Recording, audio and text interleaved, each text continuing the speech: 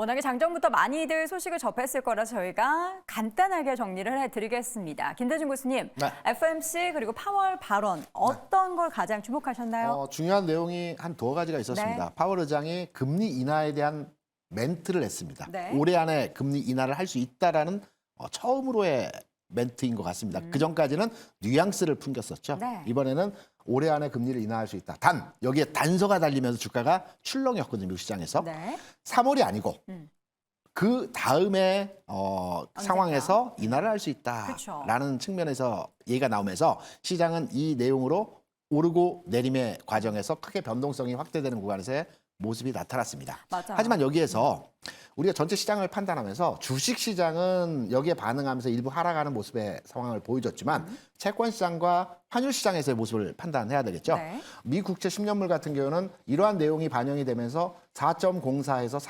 3.9%까지 수준의 크게 금리가 하락하는 모습을 보여줬어요. 그러니까 시장에서는 채권 시장, 자금 시장에서는 파월 메시지에 대해서 긍정적으로 판단하는 기준으로 시장을 판단하는 내용이었습니다. 네. 환율 시장은 크게 변동성이 없었습니다.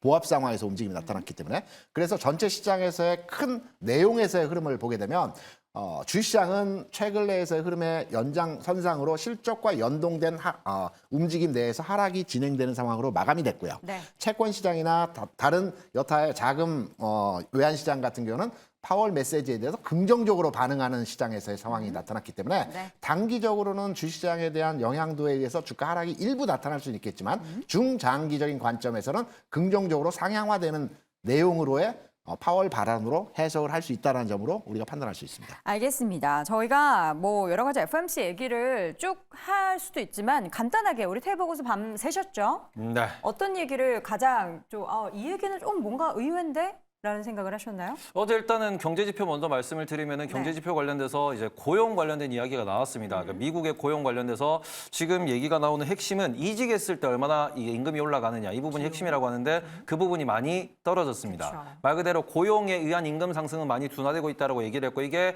어제의 이제 인터뷰에서도 Q&A에서도 그대로 나왔습니다. 그리고는 어제 Q&A의 핵심은 이거였습니다.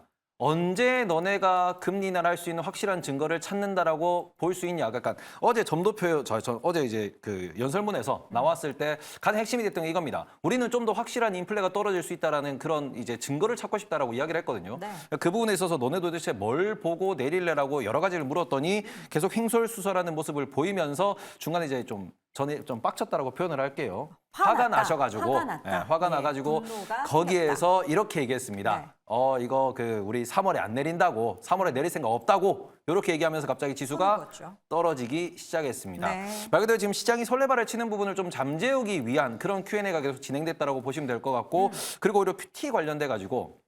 이 부분은 좀 특징적이었기 때문에 기억을 하셔야 되는데 QT를 3월 FOMC에서 발표하겠다라고 이야기를 했습니다.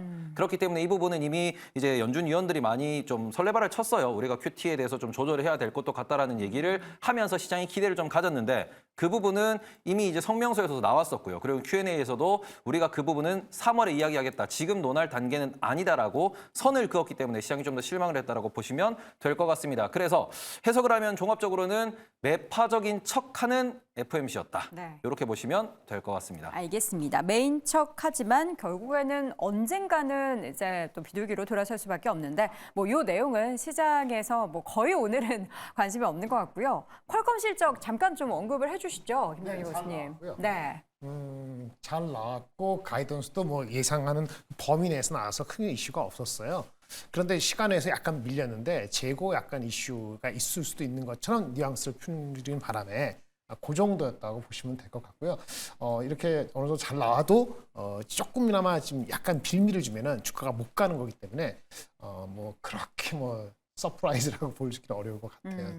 뭐 좀 그러네요. 알겠습니다. 자, 그럼 마지막으로 우리 네 분의 의견 다시 한번 정리하면서 마무리해 보도록 하죠. 먼저 김장렬 고수의 의견입니다. 단기 보수적 대응이 필요하고 낙폭과대주를 좀 선별해야 한다. 김대중 고수는 고용 데이터 중요도가 좀 부각이 되고 있다. 염정 고수는 성장주 단기적인 약세가 보이고 있다. 테이버 고수는 파월 형이 화났다. 설레발은 그만이라고 의견을 남겼습니다.